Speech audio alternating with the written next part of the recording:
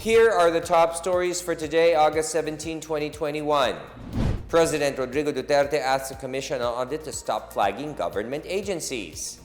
The President assures he will not allow any form of corruption in the government. The President will not accept the resignation of Health Secretary Francisco Duque. And getting a national ID is free of charge.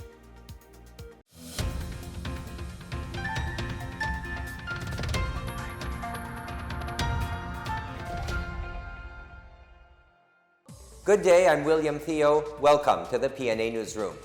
Our top story for today, President Duterte urges the Commission on Audit or COA to stop flagging certain government agencies as it sometimes leads to a conundrum or confusion. He said it is not fair for the people who are working and toiling to fulfill their responsibilities to flag them when the papers that are in their custody are incomplete.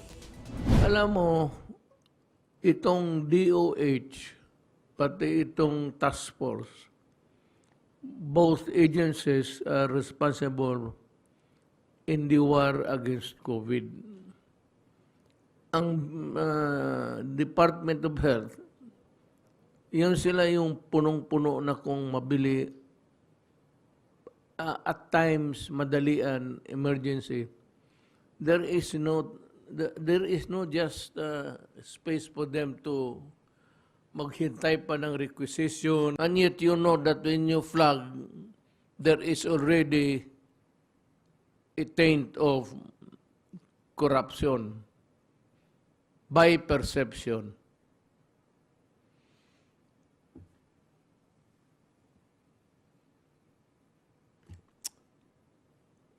You cannot,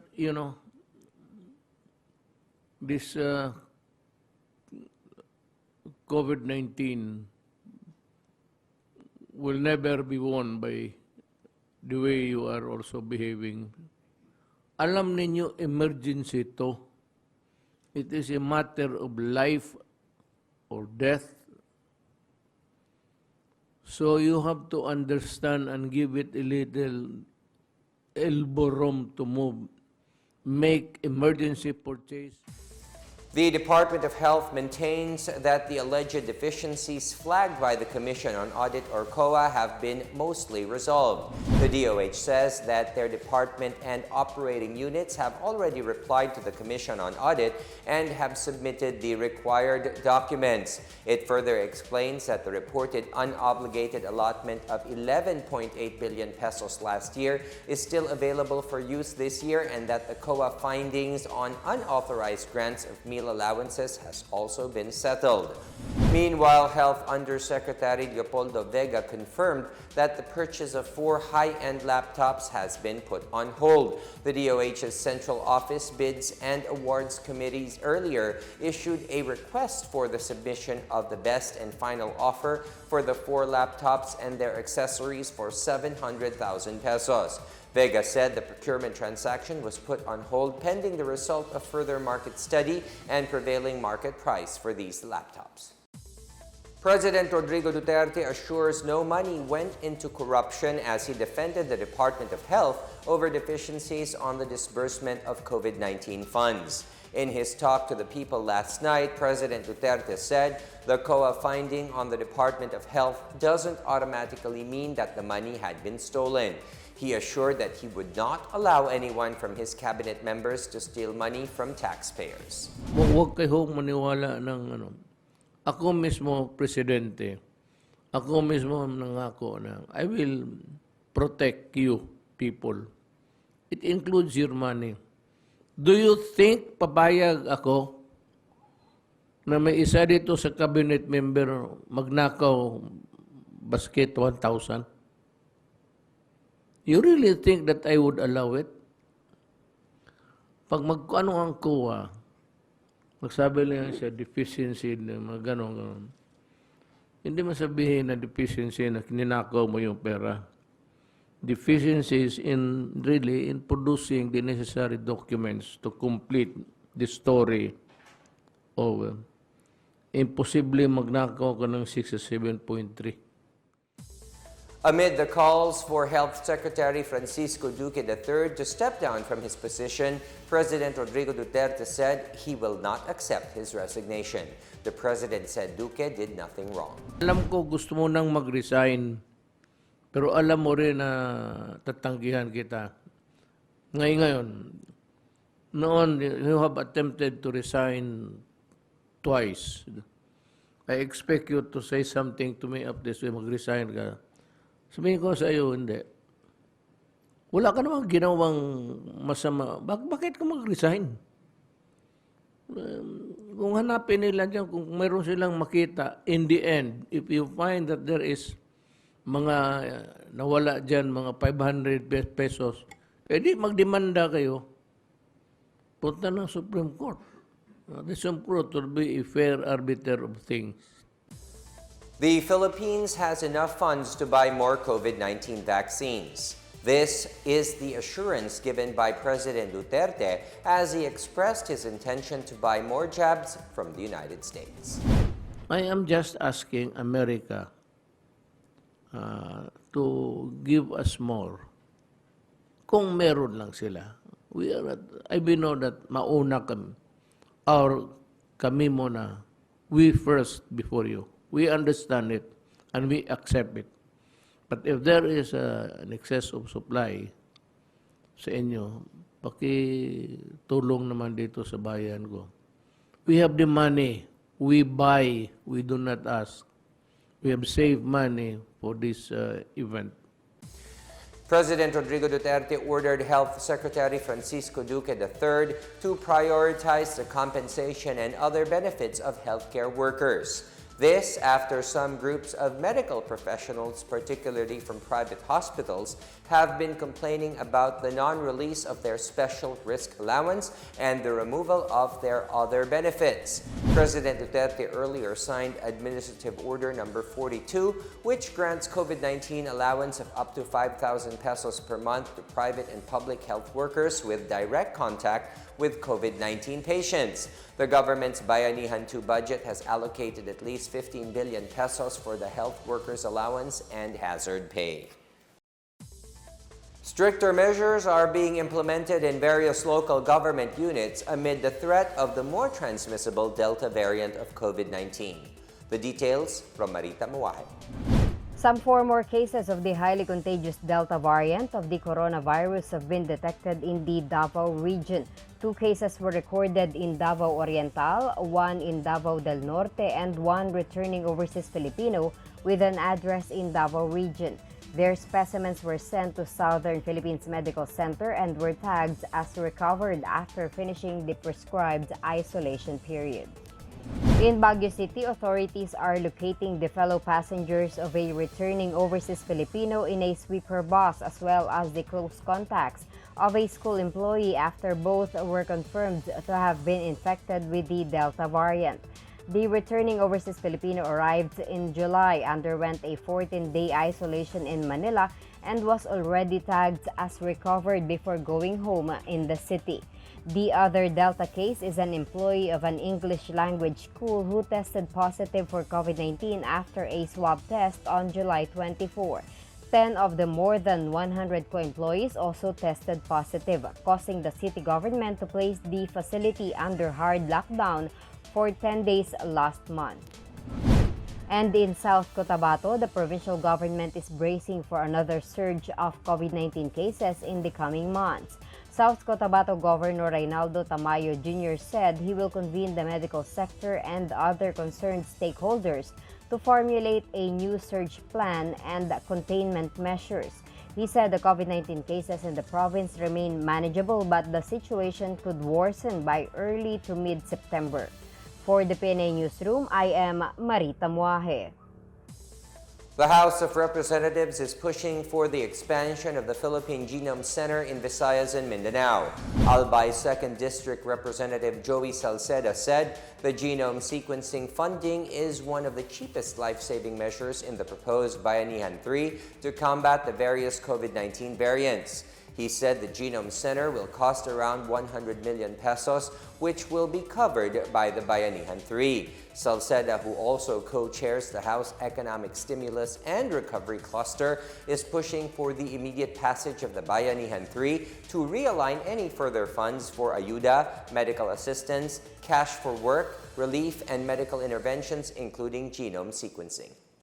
Still to come, the Quezon City government calls on mothers to donate breast milk for mothers and babies affected by the pandemic.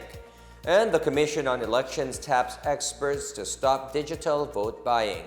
Details ahead, keep it here on the PNA Newsroom.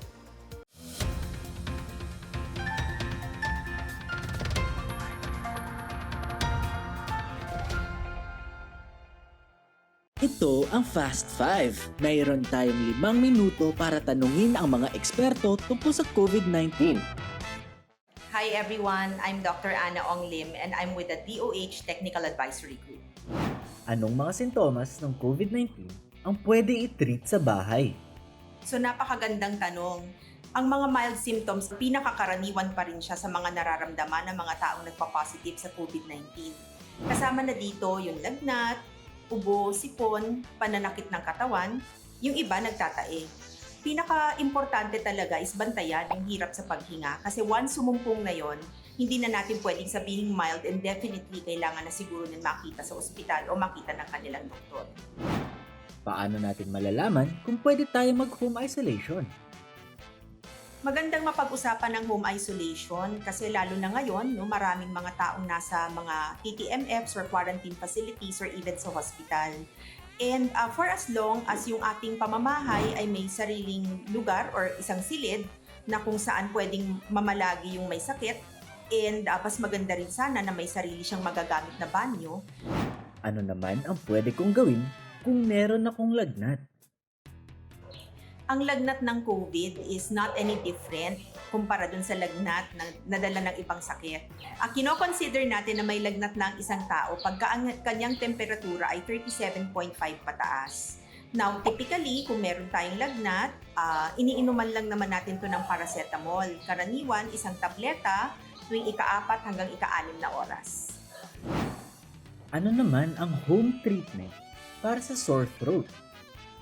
Ang sore throat, karaniwan, ginagamot lang natin yan using supportive care. So tulad na lang ng saline gargles or pagmumog ng water na may konting asin, o kaya pwede ring gumamit ng mga menthol preparations or menthol candies para lang medyo maibsan yung pananakit ng lalamunan.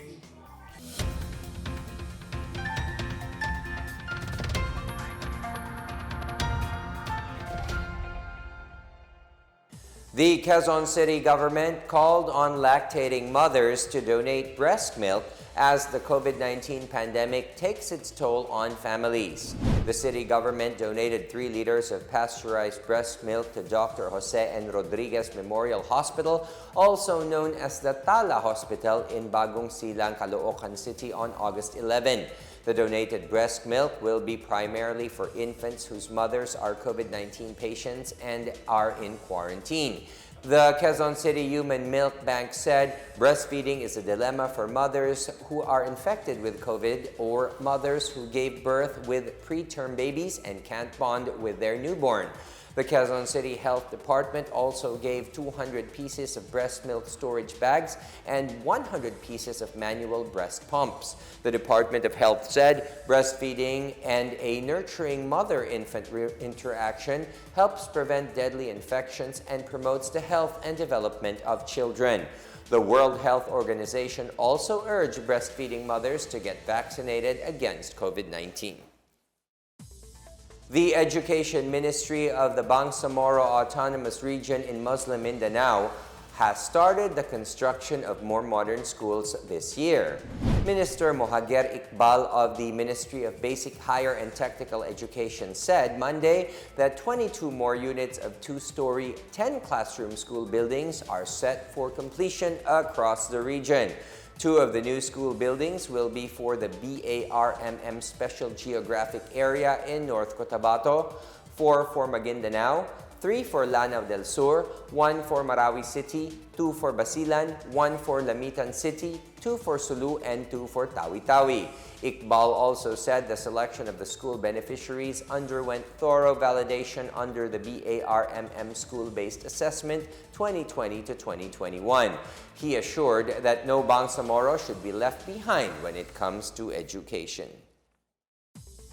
The Commission on Elections has tapped experts to stop politicians using mobile wallet GCash to buy votes in the 2022 national and local elections.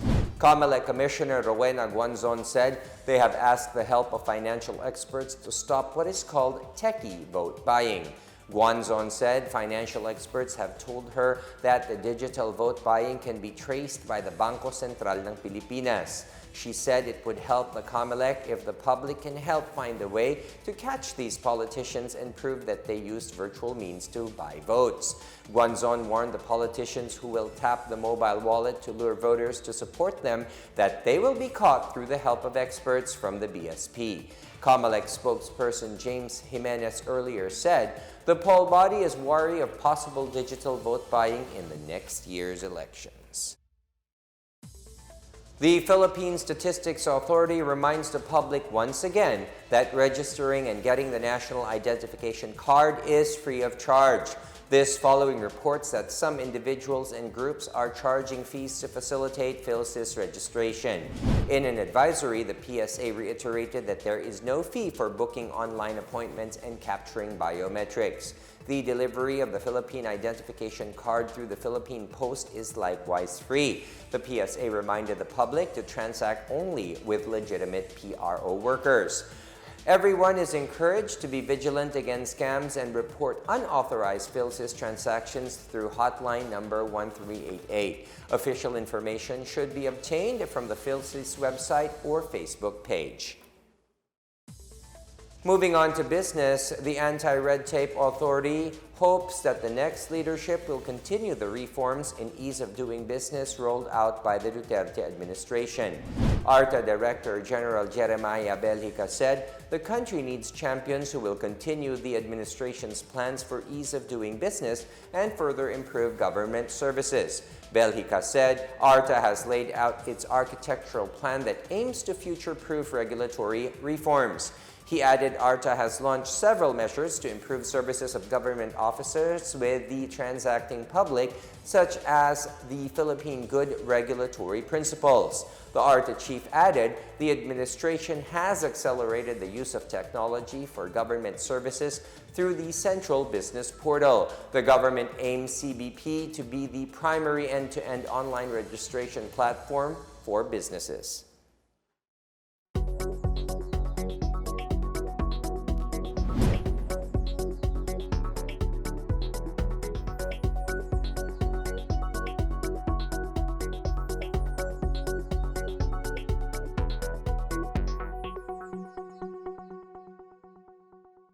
Up next, an activist student's mother asked for help as her daughter rejoins the communist movement. And the Ilocos Norte government offers rewards for villages that can stay COVID-19 free. We're back after a quick break. Stay with the PNA Newsroom.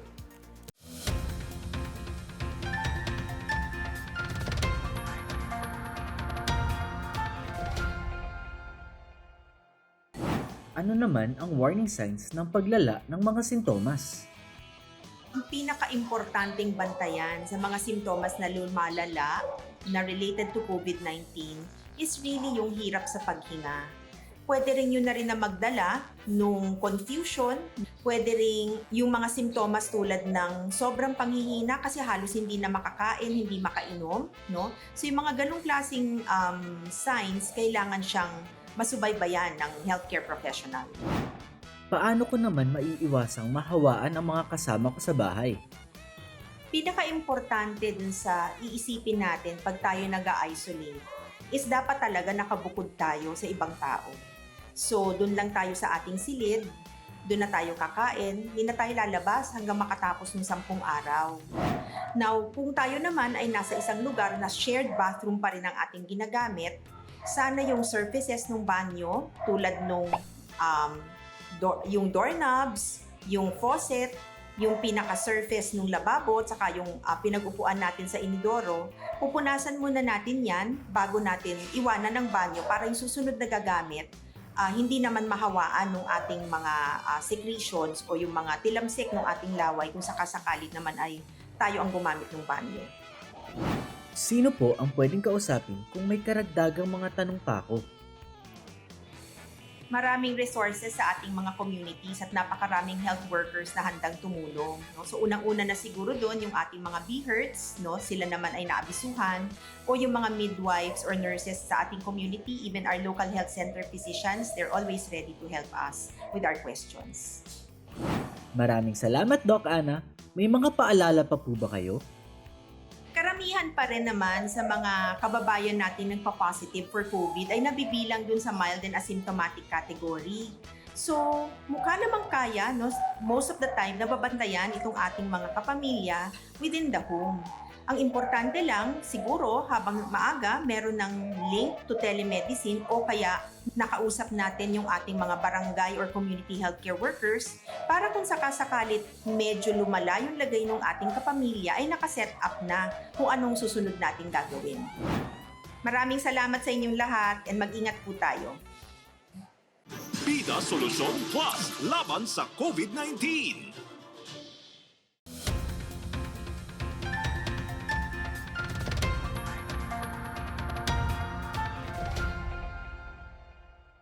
You're still watching the PNA Newsroom. The mother of a student activist recruited by militant group Anak Bayan expressed renewed worry about her daughter's possible deployment in the mountains to join the communists' armed conflict. Relisa Santos Lucena said her daughter Alicia Jasper left again after being reunited with her family on April 20 this year. She said Alicia, or AJ, was fetched by two motorcycle riding men near their home on Monday. In a Facebook post on the same day, AJ repeatedly accused Relisa of being an abusive mother and that she was forcibly held by her family against her will. The mother also posted on YouTube Monday saying her entire family only wanted a bright and safe future for AJ and her siblings. In a press release also on the same day, Anak Bayan claimed Alicia's escape from her family was necessary to protect her rights. Relisa meanwhile insisted that Alicia was radicalized and needs to be freed from her real captors. Some 25 former CPP-NPA rebels from Don Salvador Benedicto Negros Occidental recently received 250 heads of free-range chicks as livelihood assistance. The 79th Infantry Battalion said that the former rebels were among the surrenderers from northern Negros. They are now processing the requirements to avail of the benefits under the ECLIP or Enhanced Comprehensive Local Integration Program. The Provincial Veterinary Office said poultry farming is one of the suitable business ventures at this time as they are seen to boost backyard free-range production in the province. The Senate said the stocks provided to the former rebels are of high-quality protein and budget-friendly, especially for aspiring small-scale farmers who cannot afford to buy commercial feeds. ECLIP reintegrates former rebels back to the community to be with their families and to have them start over by providing livelihood materials, housing, education, medical, and legal assistance. In our foreign news, the Taliban said it did not expect to achieve its goals in Afghanistan so quickly and easily following its takeover of the country. Mullah Abdul Ghani Baradar, the head of the group's political bureau in Qatar, said they now have a heavy responsibility to fulfill. They assured the delivery of services, safety, and improvement of living conditions as they stressed for the people to learn to protect their lives and future.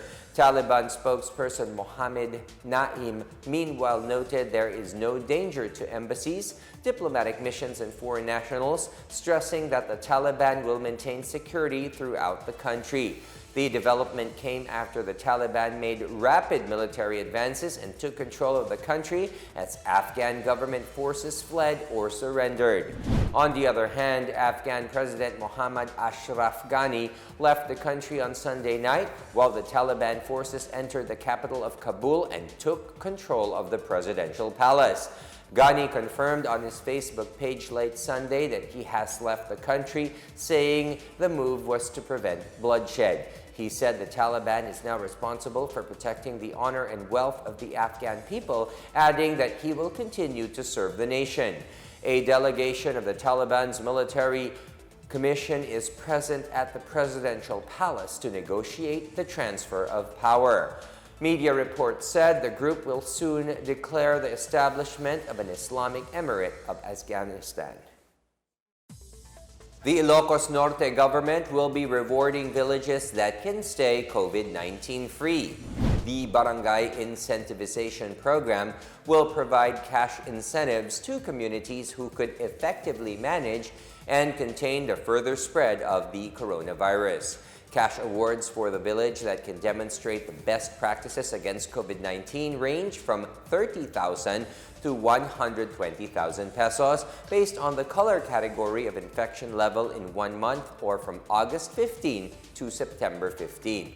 The categories are green for low spread, yellow for moderate spread, orange for high spread, and red for very high spread.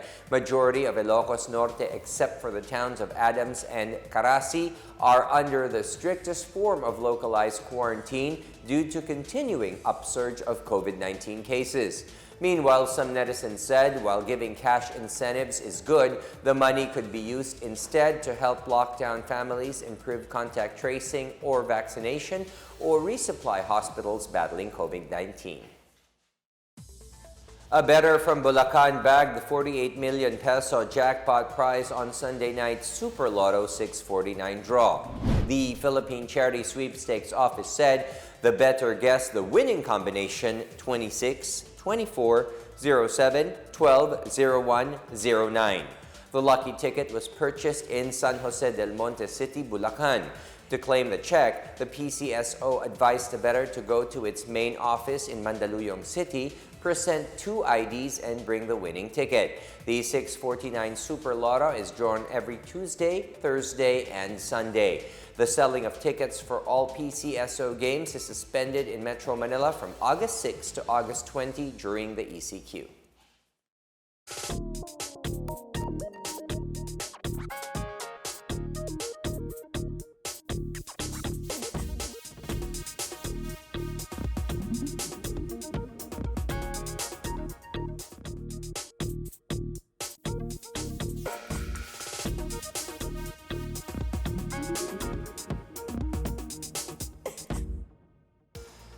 Let's take another look at today's biggest stories.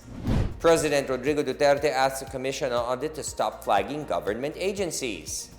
The President assures he will not allow any form of corruption in the government. The President will not accept the resignation of Health Secretary Francisco Duque. And getting a national ID is free of charge. As Filipinos, we all have a vital role to play in preventing the spread of COVID-19. So remember, wear your face masks and face shields, wash your hands often, practice safe physical distancing, go out only for essential reasons, and get vaccinated as soon as possible to protect ourselves, our families, and the community. Together, we can beat COVID-19.